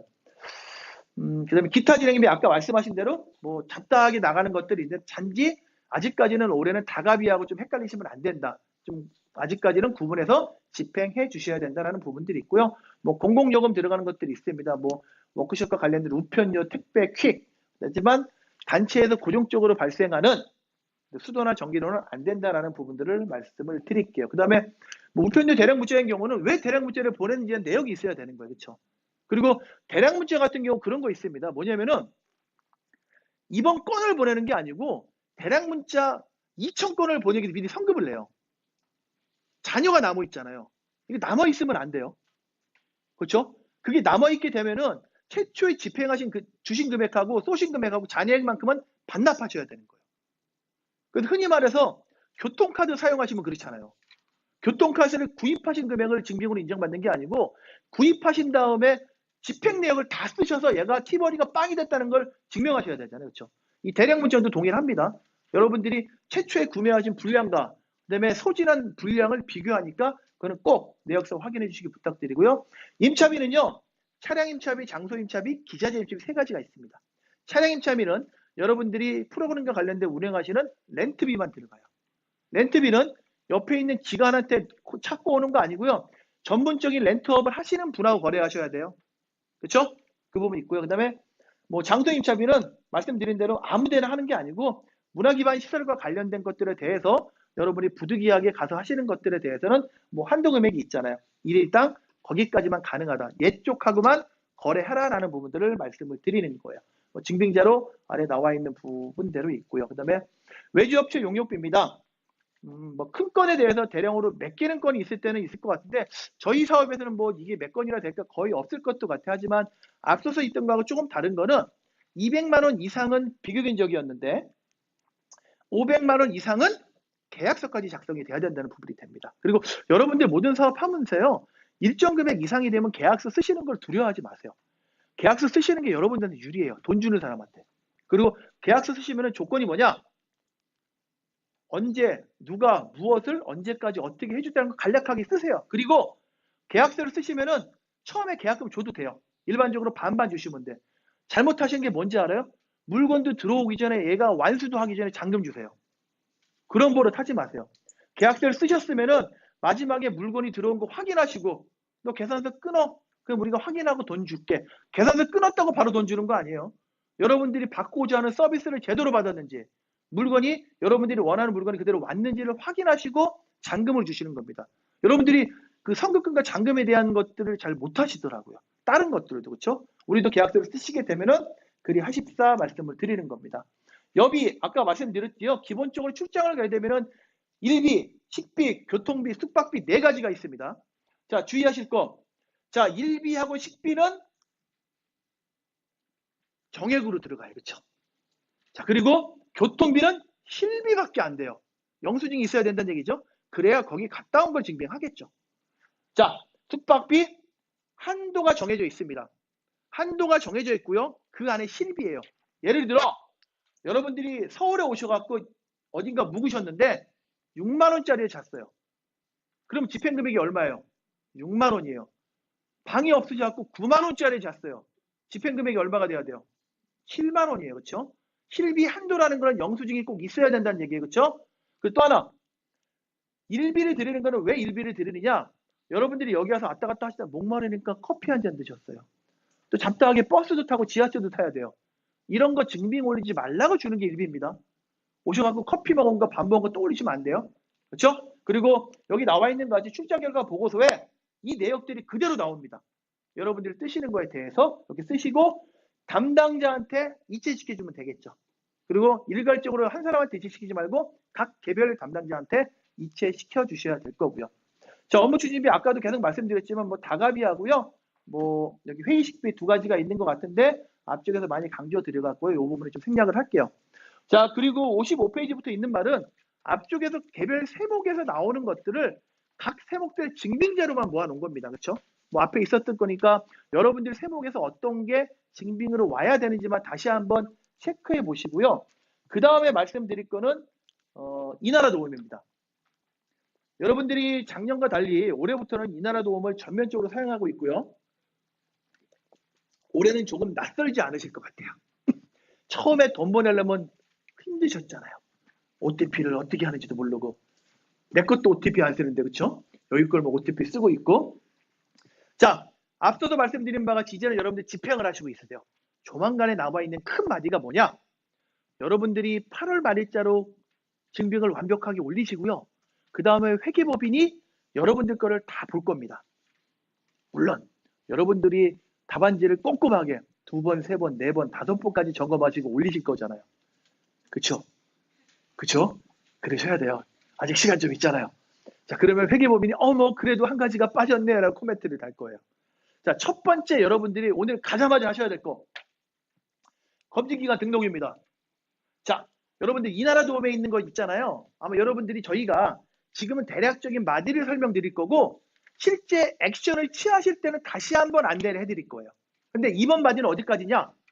회계법인을 등록하시고 여러분들이 징빙을 완벽하게 올리는 데까지.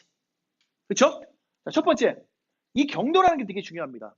여러분들이 이 나라 도움에 로그인을 하고 들어가시면은 상단에 보이는 메뉴하고 상단을 클릭하면 좌측에 보이는 메뉴들이 있어요.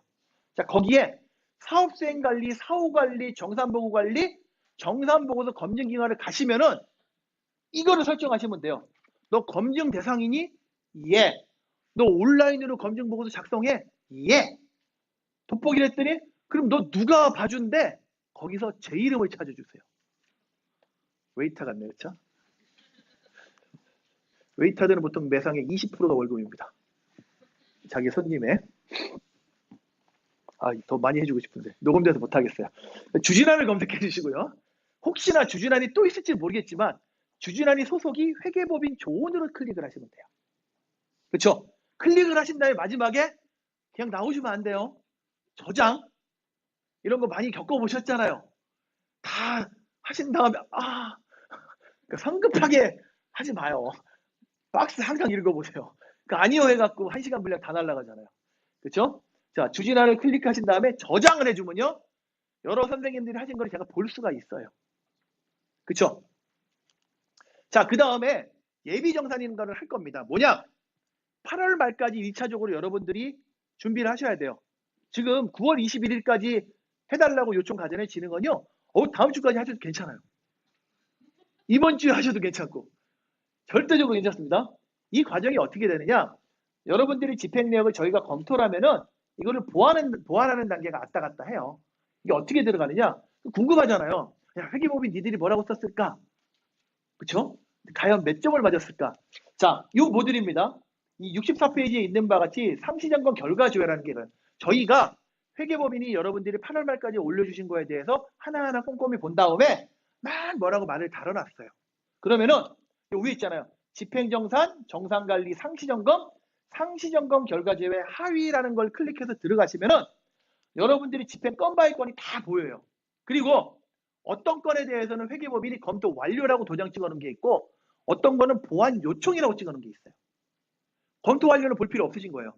동그라미예요. 보완 요청은 세모예요. 무엇인가 필요한 거예요. 그렇죠? 물론 꽝일 수도 있어요. 진짜. 그렇죠? 그러니까 이 보완 요청이 들어가 있는 것들에 대해서 뒷부분에 65페이지에 67페이지 나와 있는 바와 같이 거기에 문구를 더 써주시거나 기본적인 게 뭐냐면 아마 자료가 부족한 게 대부분일 거예요. 아까 각 세목별로 5가지 서류가 있어야 되는데 여러분들은 3가지만 올렸다. 그러면 2가지 서류를 올려달라고 넣어놨을 거예요. 그리고 완벽한 서류가 올라갔는데 왜 증빙금액하고 있는 금액이 안 맞는데요? 라는 게 올라갈 수 있고요. 증빙은 다 올라오셨는데 한도를 초과하신 것 같아요. 이런 기본적인 패턴의 유형들이 설명이 들어갈 겁니다. 그러면 여러분들이 거기다 설명에 대한 걸 기재하시면 돼요. 그럼 이력이 남아요. 회계법인하고 그 한 집행에 대해서 10번을 핑퐁하잖아요. 그 핑퐁 이력이 다 남아있어요. 시스템은. 그러니까 그렇게 하시면 되고요. 자, 이렇게 진행이 될 거고요. 그 다음에 더 중요한 거. 여러분들이 지금부터 가서 무엇을 해야 될 것이냐? 무엇을 해야 된다고 생각하십니까? 일단은 회계법인 등록. 이건 잊지 말고 하시고. 이게 어려운 거 아니에요. 이건 바로 가능해요. 그 다음에 하셔야 될 게 내 답안지를 스스로 내가 한번 채점을 해야겠죠. 그렇죠? 채점하는 요령을 좀 알려드릴게요. 여러분들 기본적으로 지금 이 나라 도움에 로그인하고 들어가시면은 예를 들어 1월 1일부터 12월 30일까지 쓴 것들이 일자면에 쭈르륵 나열되죠. 하나면에 일반적으로 20개, 많이 보면 50개까지 보여요. 그렇죠? 쭉 하시면은 그걸 보시면은 세목이 엉켜 있어요. 날짜 순이기 때문에. 여러분들 그 소팅을 세목 순으로 소팅할 수가 있어요. 그쵸? 그러면은 아까 앞쪽에 있는 여러분들이 있는 세목 중에 이제는 기본적으로 이걸 알잖아요. 어떤 내용이 되고 얼마가 한도가 되어 있는지 알잖아요. 자, 인건비를 강사비를 먼저 쭉 출발하겠다. 쭉 가서 이 서류 다 있는지 그거 있으셨고 없으면은 추가적으로 붙이면 되는 거고요. 그쵸? 한도 체크해서 한도 넘은 거 없는지 라고 해서 여러분들이 같은 동일한 세목 수순으로 부족한 거를 붙이시는 게 속도가 무지하게 나고 더 잘 돼요. 그쵸? 더 자신 있는 거는 간단한 증빙을 요하는 세모복도 가는 게 여러분들에게 자신감이 붙을 수 있어요. 완료된 건이 좀 쌓이면 뿌듯하잖아요, 느낌이. 어려운 거 먼저 하면 그렇죠. 습성에 따라 다릅니다. 성향에 따라서는. 그쵸? 그래서 아마 여러분들이 이거는 굳이 뭐 9월 21일 날 아마 여러분들이 셀프 리뷰를 하는데 며칠 걸리실 것 같아요. 제 생각엔 알짜로 일주일 더 걸려요. 그쵸? 그래서 여러분들이 등록해 준 걸 웬만하면 제가 한번 먼저 볼 수 있는 게 있을까라는 것들 때문에 그런데 꼭 한번 하나 걱정은 뭐냐면요. 9월 21일까지 올려야 된다는 거는 갖고 계십니다. 그쵸? 근데 처음에는 열심히 하시려고 해요. 그래서 인건비는 잘 돼 있어요. 그쵸? 가다가 이제 다른 세목들은 에라 모르겠다.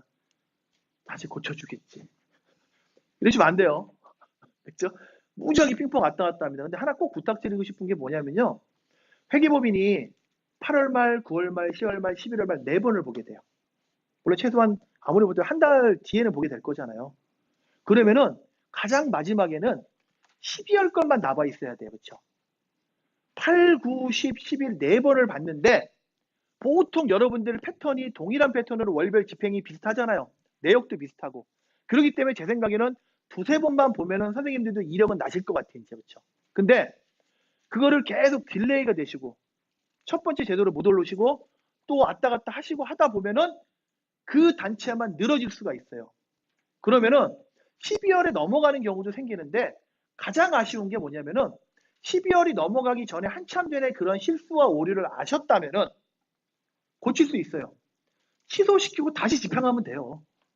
아니면 조금 더 반납하고 다시 집행하면 한도가 살아있으니까. 근데 그게 안 되고 마감을 시켜버리게 되면 어떤 결과가 되느냐? 1월달, 2월달에 그 생돈을 반납하시게 되는 결과가 되는 거예요. 쓴 건 쓰신 대로 불인정 당하고 또 반납은 반납대로 당하고. 그렇죠? 그런 절차가 있으니까 이 나라 도읍에서는 꼭 한번 여러분들이 가서 회계법인 등록시켜주는 거 해주시고 여러분들이 스스로 한번 지금 오늘 교재 어차피 이거 다 지침에 있는 것들이었습니다. 그래서 아마 여러분들이 증명서를 붙였을 때 진짜 5개가 필요하게 붙어 있는지 라는 것들을 꼭 한번 체크하시고요. 또 하나 필요한 게 뭐냐면요. 지금 별점 서식들 있잖아요. 그런 서식들이 여러분들 엑셀 파일로 좀 전환해서 만드시는 게 되게 편하실 거예요. 한글로 쓰시면 이게 복사가 잘 안 되잖아요. 그리고 만약에 진짜 저희는 회의 식비가 많지는 않을 것 같은데 보통 사업들이 그래요. 회의록이 연말에 다 올라와요. 다 깔끔하게 올라와요. 그렇죠? 옛날 게 아니고.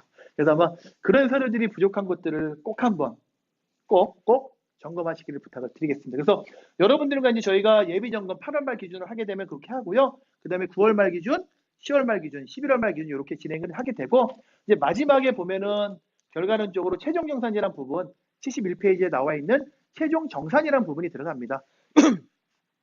원래 집행 마감을 하시게 되면 더 이상 못 고쳐요. 근데 이제 어차피 12월이 넘어가면 의미는 없어요. 집행 마감을 하나, 집행 마감 전에 회계법인의 예비로 보고 하나. 그러니까 아까 회계법인이 검토가 되면 검토가 완료된다고 했잖아요. 이게 12월 때까지 계속 꼬리표를 딸고 들어와요. 그리고 검토 요청이 들어가면은 그 다음에 선생님들도 검토 요청권을 100%다 한 다음에 완료하는 게 아니고요. 건 바이 건대로 검토 보완 완료라는 게 돼요. 그리고 그 보완 완료라는 건 다시 또 회계법인이 또 보여요. 보완 제출이라고. 그러니까 건 바이 건대로 진행하시는 거기 때문에 부담은 덜하고요. 하지만 마지막에 12월 달에 대한 부분은 12월 달까지 포함한 최종적인 것들이 마무리가 되고요. 그렇게 마무리가 된다면은 여러분들이 반납하시는 절차가 생깁니다. 그 반납은 잔액도 되고요. 이자도 되고요. 그 다음에 혹시나 생길 수 있는 불인정 금액까지도 웬만하면 이 나라 도움에서 절차가 진행이 됩니다. 그리고 아까 우리 진흥 선생님이 말씀하셨듯이 어쩔 수 없이 오프라인으로 페이퍼의 문서는 한 번 정도는 더 오고 가야 됩니다. 그렇죠? 이렇게 해서 이 나라 도움 좀 간략하게 설명드렸고요. 다시 한번 강조드리면 회계법인 등록하시는 거 바로 하시고요. 그 다음에 8월 말 기준으로 예비 정산하는 것들은 다시 한번 왔다 갔다 할 겁니다. 그리고 12월의 어느 날까지 예비 정산은 다시 왔다 갔다 할 거예요. 그리고 여러분들이 하시는 마디에 이 나라 도움의 운영이 생긴다면은 그 부분은 다시 한번 또 진흥원을 통해서 안내해 드리겠습니다. 네, 제가 한번 장시간 말씀드렸는데 다시 한번 강조드리는 거는 여러분들 사업비에 포함되어 있는 비목과 세목에 대해서 어떤 게 한도이고 어떤 게 증빙자료가 붙어야 된다. 그래서 당장 이나라 도움 가셔갖고 세목별로 소팅하신 다음에 어떤 서류가 미비한지에 대한 보완을 좀 철저히 부지런히 좀 준비해 주시기를 부탁을 드리겠습니다. 네, 오늘은 여기까지 하겠습니다. 고맙습니다.